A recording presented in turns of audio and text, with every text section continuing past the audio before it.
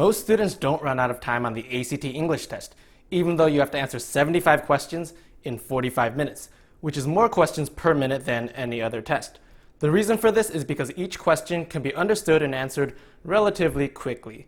Nevertheless, going into the ACT English test with a plan for managing time well is still important if you want to make the most out of your time and get the highest score possible. Here are 2 tips for managing your time for the ACT English test. First, don't rush.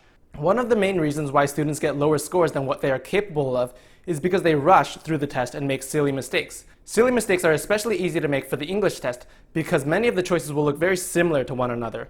Make sure you read each question carefully and try to identify the specific rule that the question is testing before you choose your answer. Try to figure out the exact reason why a particular answer is correct instead of just picking an answer based on your intuition.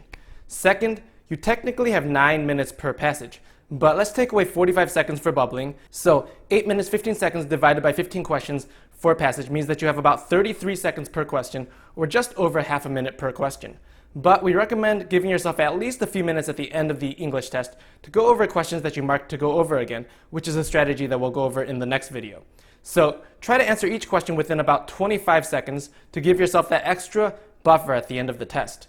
In the next videos, we'll talk about why you shouldn't skip any questions for the ACT English test and marking questions to come back to after you finish the test, as well as how to bubble most efficiently for the ACT English test.